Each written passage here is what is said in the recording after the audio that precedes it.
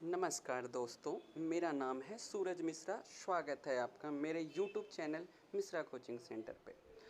आज की इस वीडियो में हम बात करने जा रहे हैं मध्यकालीन भारत में भारत पर हुए आक्रमण, जिसमें तुर्कों के आक्रमण के बारे में आपकी जानकारी हम देंगे। जा रहा हूँ वो पिछले क्लास से थोड़ा आगे बढ़ते हैं। पिछले क्लास का जो टॉपिक था भारत पर तुर्कों का आक्रमण, उसके बाद के टॉपिक में मैं पढ़ाता हूँ। पिछले क्लास का जो एंड था, मैंने बताया था कि मोहम्मद गौरी के शासन के बाद जो है एक भारत में वंश की स्थापना हुई, और ये जो थे ये सिर्फ आक्रमणकारी न होकर के शासन की प्रक्रिया को अपनाना शुरू कर लिया था। तो एक राजा बनने की प्रक्रिया, एक सुल्तान बनने की प्रक्रिया किस प्रकार से इन आक्रमणकारियों में आया और ये किस प्रकार से भारत में अब स्थिर होने की कोशिश कर रहे थे, आज के वीडियो में हम यही देखेंगे। तो भारत में स्थिर होना अर्थात दिल्ली में इन्होंने अपने वंश की स्थापना की, इसीलिए इसे दिल्ली सल्तनत के नाम से भी जाना जाता है। देखो, एक चीज है, मध्यकालीन भारत में जो देखा गया है इस्लाम का आगमन भारत में, तो वो 711 से प्रारंभ होकर करके 1206 ईस्वी तक ये आक्रमणकारी के रूप में ही रहे हैं। लेकिन 1206 के बाद एक ऐसे वंश की स्थापना हुई जो ये आक्रमण करते थे प्लस शासन भी किए, और शासन कर करके ये यहां से वापस नहीं जाते थे, लौटते नहीं थे। तो आज हम जानेंगे इस वंश की स्थापना किसने किया था। तो मोहम्मद गौरी का ही एक सेनापति हम कहते हैं उसे, लेकिन वह अपने आप को गुलाम कहा करते थे, क्योंकि सेनापति और सेना अपने राजा के अधीन ही कार्य करते थे, जस्ट लाइक वो गुलाम। आखिर इनका निर्माण कैसे होता था, इसके बारे में मैं थोड़ा सा बता देता हूं। ये जिन क्षेत्रों पर आक्रमण करते थे, तो वहां से जो योग्य पुरुष होते थे उन्हें ये आर्मी की ट्रेनिंग यानी सेना के गुण सिखाते थे, और फिर वही व्यक्ति आगे जा करके दूसरे युद्ध में भी भागीदार बनता था सेना के रूप में। तो चूंकि इन पर आक्रमण करके ये उस क्षेत्र को जीते हुए थे, तो इन्हें वो आक्रमणकारी जिन्होंने जीता था इन्हें गुलाम ही कहा करता था, और ये अपने आप को गुलाम ही माना करते थे। सेना थी लेकिन सेना गुलाम जैसी थी। इसी कारण से जब गौरी का साम्राज्य समाप्त हुआ भारत में, तो इसी का एक सेनापति जो कुतुबुद्दीन ऐबक था, उसने 1206 ईस्वी में एक वंश की स्थापना की, और उस वंश का नाम जो है वो गुलाम वंश रखा। गुलाम वंश क्यों रखा गया है ये मैंने आपको क्लियर किया है 1206 ईस्वी में। देखो, अब मैं पढ़ाऊंगा कि ये कुतुबुद्दीन ऐबक ने तो इस वंश की स्थापना की, लेकिन इस वंश में अनेक वंशों के शासकों ने मिलकर करके इस शासन को आगे तक बढ़ाया है, तो वो भी किसी न किसी के गुलाम ही थे। इसीलिए इस वंश को आगे के समय में भी गुलाम वंश ही समझा गया है। तो संस्थापक के रूप में गजनी का ही गुलाम था, गजनी से आया हुआ था, गौरी था। मैंने पिछली वीडियोस में डाला है, देखिए आप लोग, है ना। और उसका जो उत्तराधिकारी था कुतुबुद्दीन ऐबक बना एक तरीके से। कुतुबुद्दीन ऐबक ने गुलाम वंश की स्थापना करने के बाद 1206 ईस्वी में अपने आप को इसका शासक घोषित किया। लेकिन एक चीज आप समझिएगा, गौरी वापस गजनी लौट गया है, तो गजनी में ही गौरी का पुत्र कोई शासक बना है, तो उसने इसे शासक बनने की या इस वंश की स्थापना करने की मान्यता नहीं दी है। लगभग 3 वर्षों के बाद गजनी के शासक ने इस गुलाम वंश को मान्यता दी कि तुम एक शासक के रूप में रह सकते हो। देखो, कोई भी शासक अगर होगा तो अपनी पहचान को बनाने के लिए वह अपने क्षेत्रों में अपना सिक्का चलाता है। चूंकि यह 1206 में गुलाम वंश की स्थापना किया, 1209 तक, अभी मैंने पढ़ाया 3 साल बाद इसे मान्यता मिली, तो इनके दौरान वो अपना सिक्का नहीं चलवा पाया, तो हम यह कह सकते हैं कि गौरी का ही सिक्का चल रहा होगा। तो ये गुलाम के पास इतने अधिकार नहीं थे कि वो अपना सिक्का चला सकता था, तो सिक्का नहीं चला है। ये इस्लाम धर्म जब भारत में प्रवेश किया है तो पहली बार राजा बनने की प्रक्रिया या सुल्तान बनने की प्रक्रिया का प्रारंभ हो रहा है, और यहाँ पर शासन करने की प्रक्रिया का आगमन हो रहा है, जिसमें सबसे पहली बार एक गुलाम कुतुबुद्दीन ऐबक ने इसकी स्थापना 1206 में किया है। अब इसमें देखते हैं, इसने कोई भी सिक्का नहीं चलाया है। पेपर में, कंपटीशन पेपर में बहुत बार आता है कि किस शासक के नाम पर कोई भी सिक्का हम लोगों को प्राप्त नहीं होता है। सभी शासकों के नाम पर सिक्के मिले हैं, लेकिन कुतुबुद्दीन ऐबक के नाम पर कोई भी शासक, कोई भी सिक्का नहीं मिला है।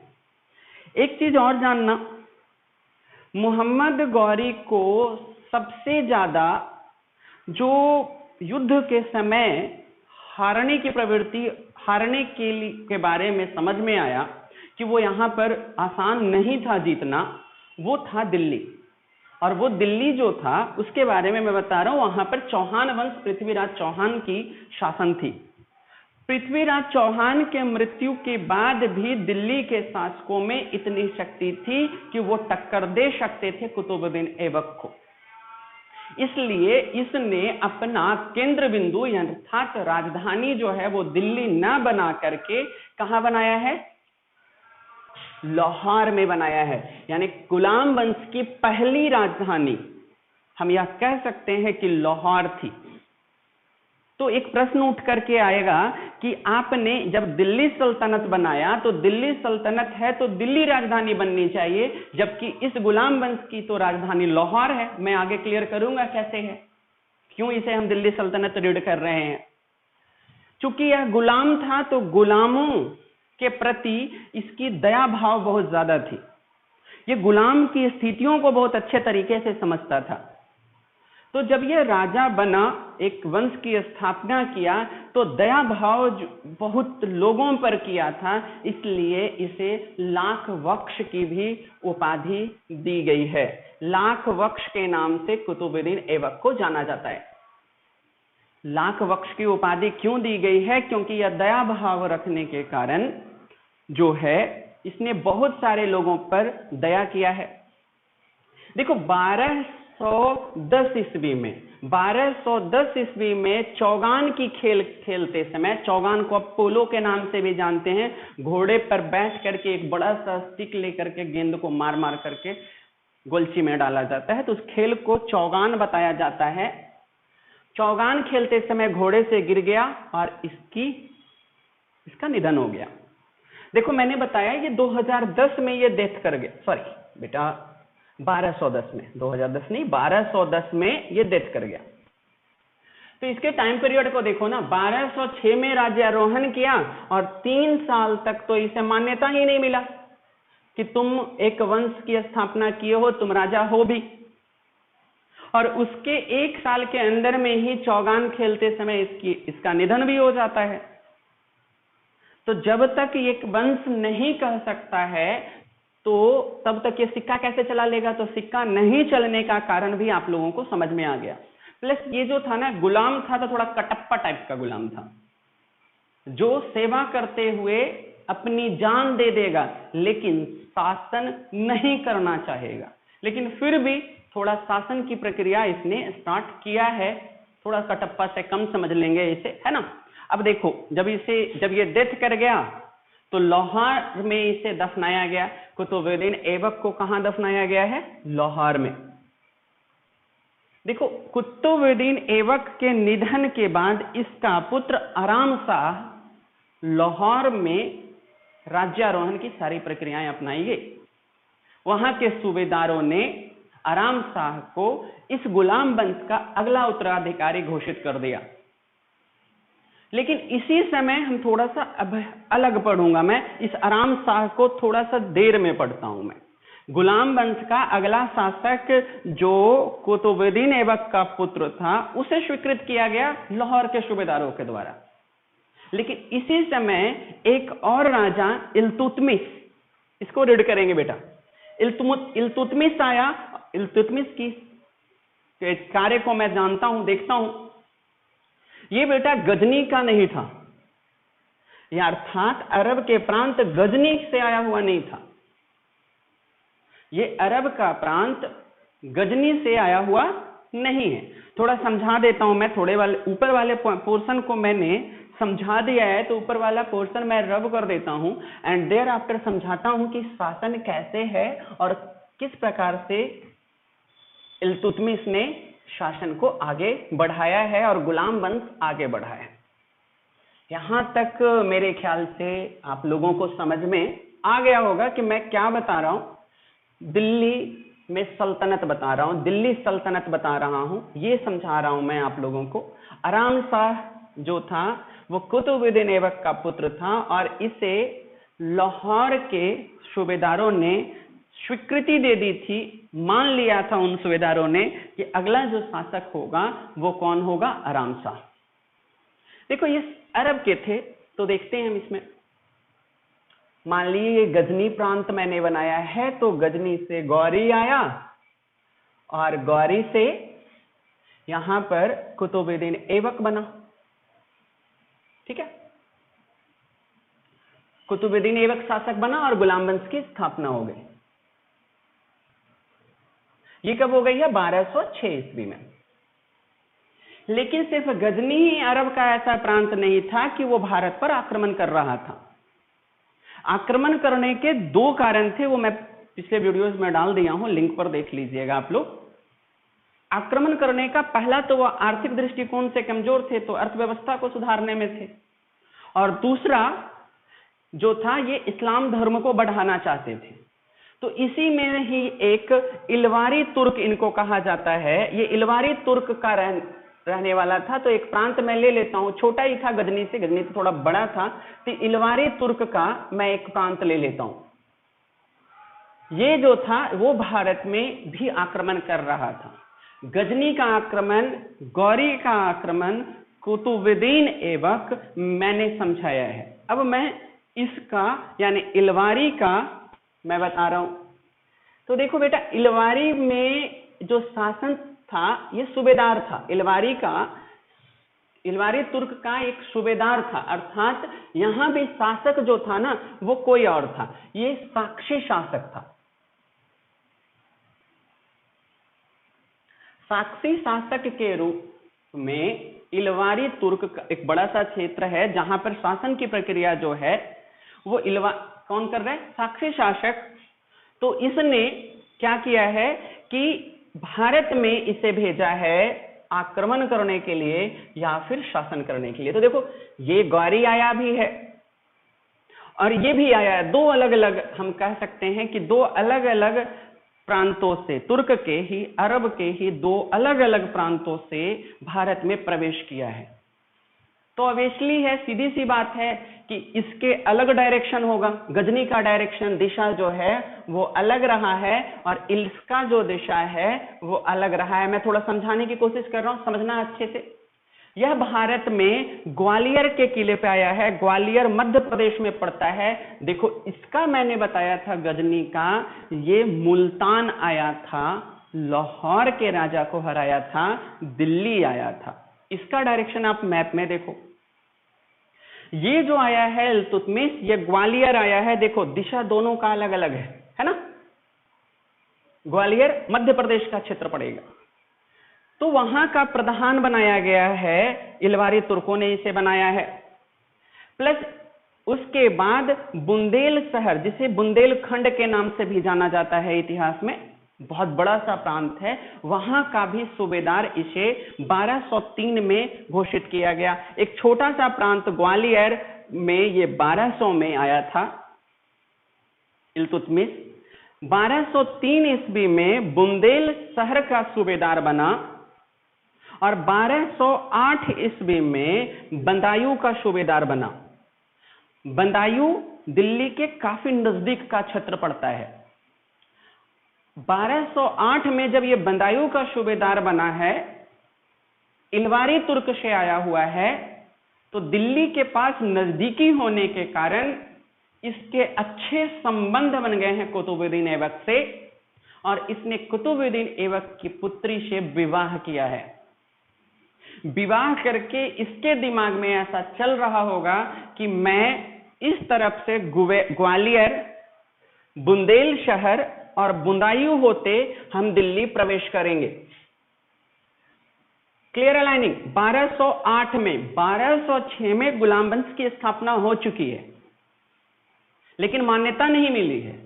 इल्तुतमिश जो आक्रमण करते हुए या सूबेदार बनते हुए एक शासन की प्रक्रिया को अपनाते हुए आगे बढ़ रहा है, जो मध्य का भारत से नीचे की से ऊपर की तरफ आ रहा है, मध्य प्रदेश से ऊपर की तरफ। बदायूं जो है बेटा, बुंदेलखंड जो है वो अभी के यूपी में पड़ता है। बदायूं जो है दिल्ली के काफी नजदीक है।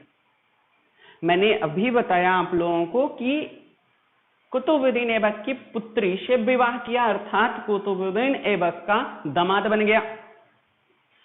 दामाद बनने के बाद दिल्ली पर इसका शासन कुछ हो रहा होगा, लेकिन 1210 ईस्वी में जब कुतुबुद्दीन ऐबक का निधन हो गया और इसे शासक और इसके पुत्र आराम शाह को शासक बनाया गया लाहौर में, तो इसे कुछ खला नहीं।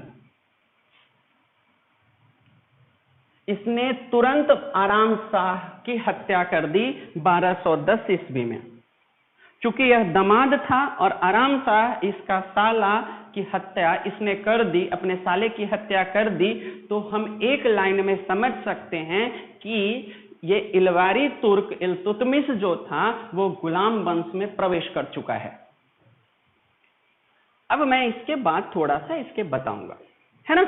इसे अमीर ए शिकार की उपाधि भी दी गई है।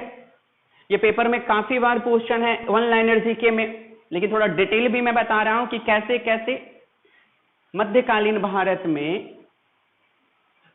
इस्लाम का आगमन है भारत में, ये मैं समझाने की कोशिश कर रहा हूं और भारत की शासन व्यवस्था को समझाने की कोशिश कर रहा हूं। आमिर ए शिकार की उपाधि दी गई थी, तो आप इसमें समझ सकते हो कि इतने सारे क्षेत्रों में वो पहले से आया हुआ था और इन क्षेत्रों में विजयी होने के कारण ही इसे आमिर ए शिकार की उपाधि दे दी गई थी। मेरे ख्याल से आप लोगों को अभी तक का ये क्लास समझ में आ रहा होगा, जिसने बहुत ही अच्छे तरीके से गुलाम वंश में अपना प्रवेश निश्चित किया और अपने ही साले को आराम शाह को, जो कुतुबुद्दीन ऐबक का उत्तराधिकारी बना था, उससे हत्या कर दिया। चूंकि यह ज्यादा शक्तिशाली था तभी हत्या करने में सफल बना था, तो बाकी के जो सूबेदार थे उन्होंने इसे ही अपना शासक समझ लिया। अब थोड़ा आगे पढ़ते हैं इसमें।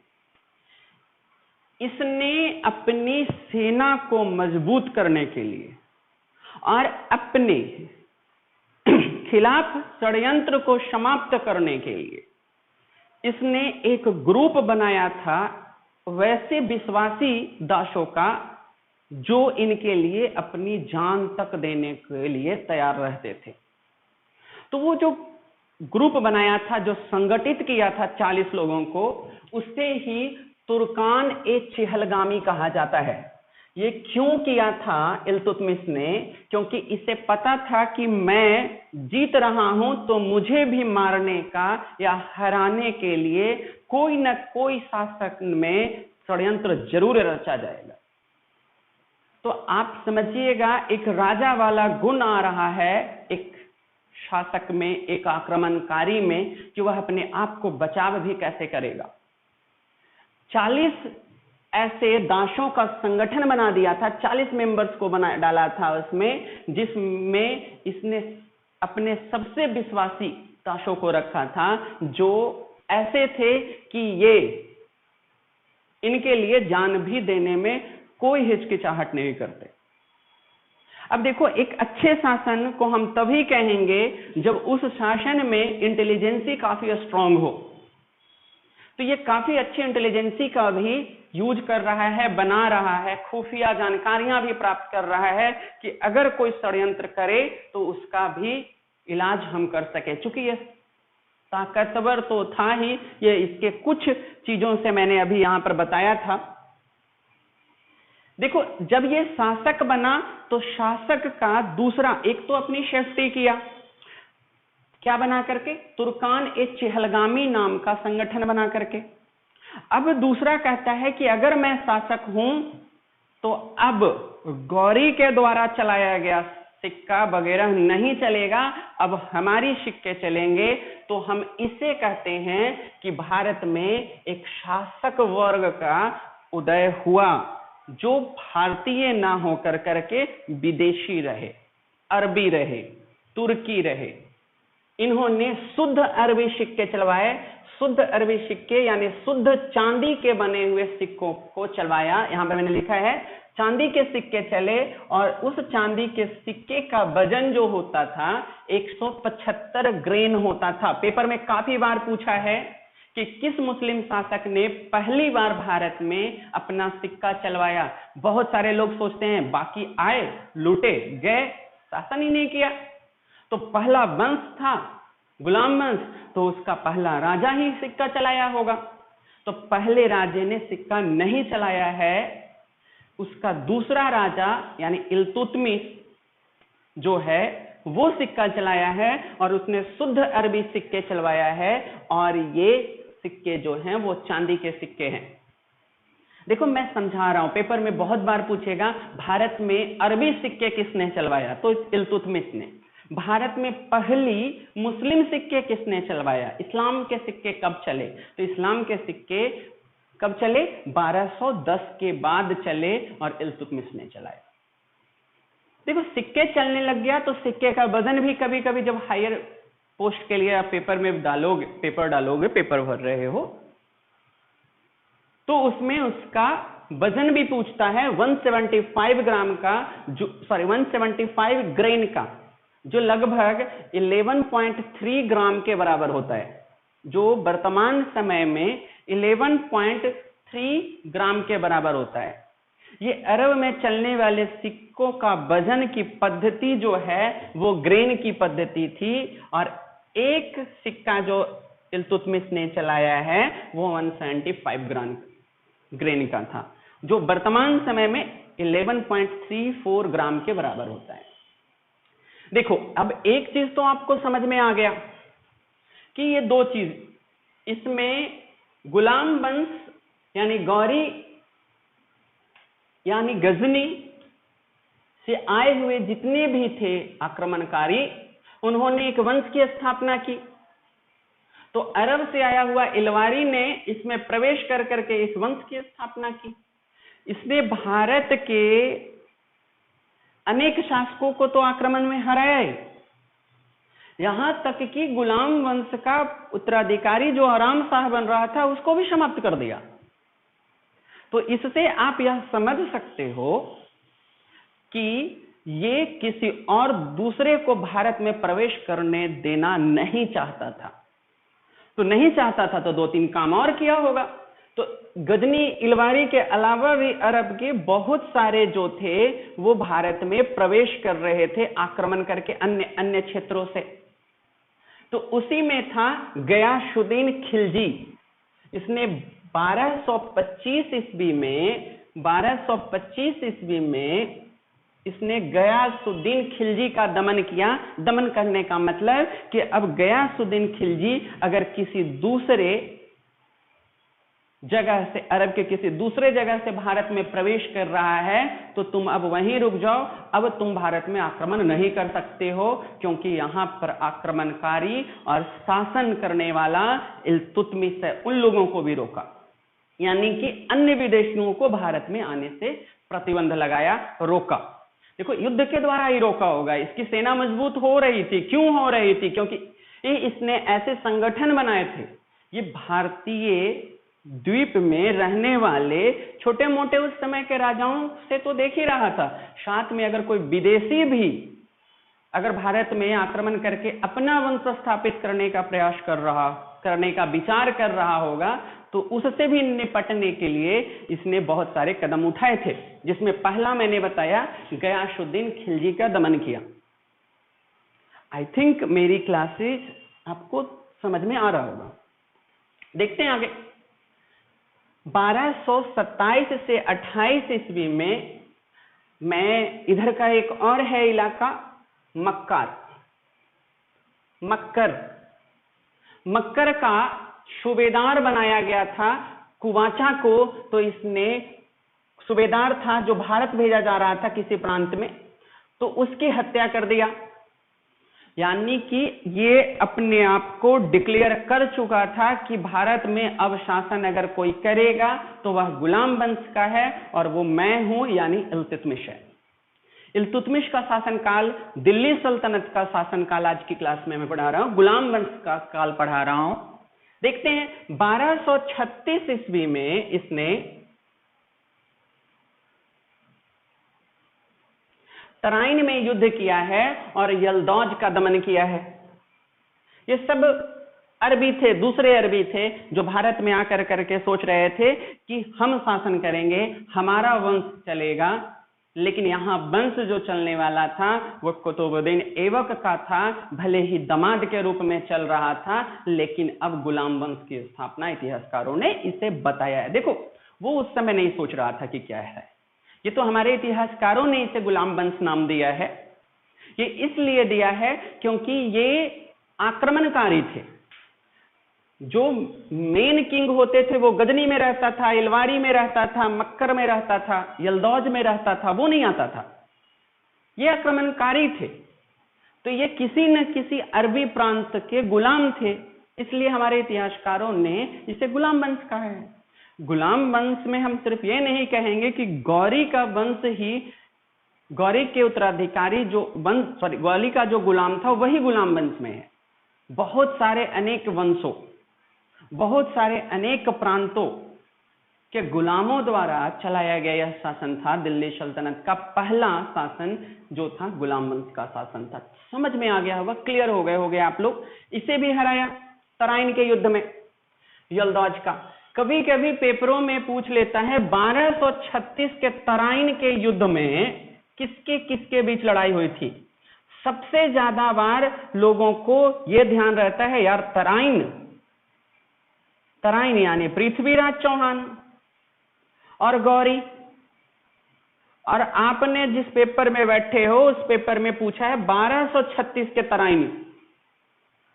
1236 के तराइन में यल्दौज के शासक को हराया गया था, दमन कर दिया था, हरा दिया था। किसने हराया था? ये इल्तुतमिश ने हराया था। देखो, इन सारी चीजों से, दमनकारी नीतियों से अपने आप को एक प्रसिद्ध शासक के रूप में, एक शक्तिशाली शासक के रूप में भारत में यह स्थापित कर रहा था। उसी समय 1229 ईस्वी में यह जो है वो इस्लाम धर्म के जो संदेशवाहक समझ सकते हैं हम, ऐसे तो पैगंबर को ही मूल रूप से माना गया, लेकिन पैगंबर के बाद इस्लाम धर्म को आगे बढ़ाने की प्रक्रिया को जिसने आगे बढ़ाया है वो खलीफा कहलाए हैं। तो बगदाद के खलीफा 1229 ईस्वी में बगदाद के खलीफा से इसने सुल्तान की वैधता स्वीकार कर ली। अर्थात अब सुल्तान का मतलब मैं समझाऊंगा, यहां से थोड़ा सा ही लेता हूं और समझता हूं। ये आपका, मैंने इस मैप को थोड़ा सा समझने की कोशिश कीजिएगा। ये देखो, मुल्तान से होते हुए ये लाहौर गए, लाहौर को लूटा, लाहौर से होते हुए नागरकोट के रास्ते दिल्ली तक अपना शासन फैला लिया था, है ना। अब मैं आपकी क्लासेस में बताने जा रहा हूँ, नेक्स्ट क्लास में बताऊंगा कि इल्तुतमिश के बाद भारत में किसकी शासन हुआ, और वो है रजिया सुल्तान के बारे में नेक्स्ट वीडियोज़ में मैं डाल रहा हूँ, है ना।